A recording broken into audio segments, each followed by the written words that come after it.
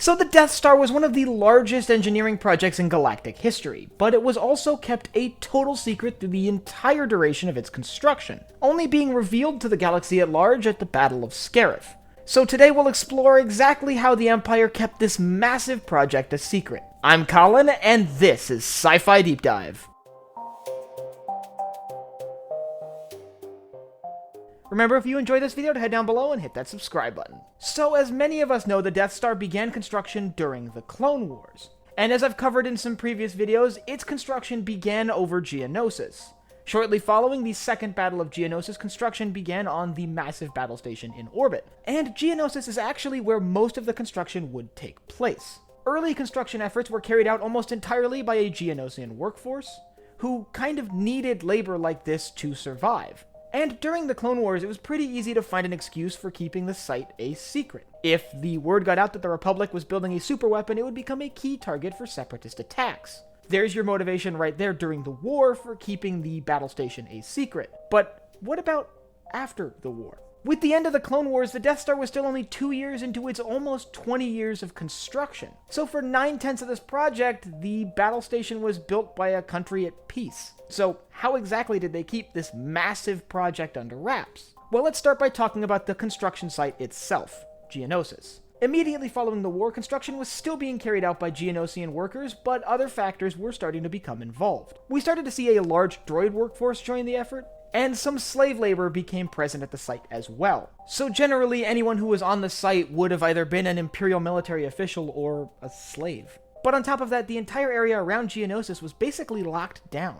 No one was allowed in or out of that area of space unless they were directly involved in the project. Now, there were various excuses for this, most of it being tied to use of weapons during the war, some saying that the area was uninhabitable or whatnot, but in reality, most of the excuses didn't matter because no one was going to Geonosis. There wasn't much there for anyone to go see. So it became pretty easy to convince people not to go there. And, as anyone can imagine, anyone that got too close to the construction site probably didn't live to tell anyone about it. If any wayward starships strayed into the system, they were likely destroyed by Imperial military forces before they were allowed to escape into the greater galaxy. However, there were still some red flags that the Empire had to cover up. Building a battle station that big required vast amounts of resources, all of which had to be shipped to the construction site. So how exactly do you supply a project like that sort of in the dark? Well, that was done with an intricate network of sort of stations that the supplies would stop at along the way. This gave the manifest sort of multiple faux destinations.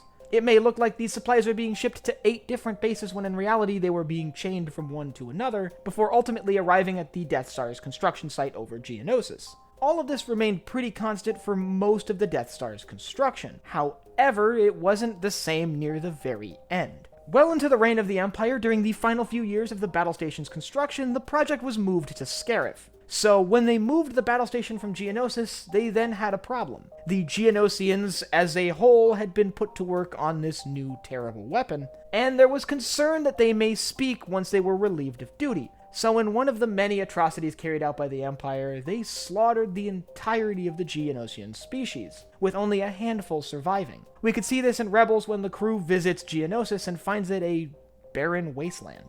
And I mean more of a barren wasteland than it was before. The Empire abandoned their construction equipment in orbit and slaughtered the local population, basically leaving no witnesses alive to have seen the battle station. At that point, construction was moved to the highly classified Imperial base on Scarif, which already had very tight security. It's there where the final touches like the addition of the super laser were carried out. These are some of the operations we see carried out in Rogue One.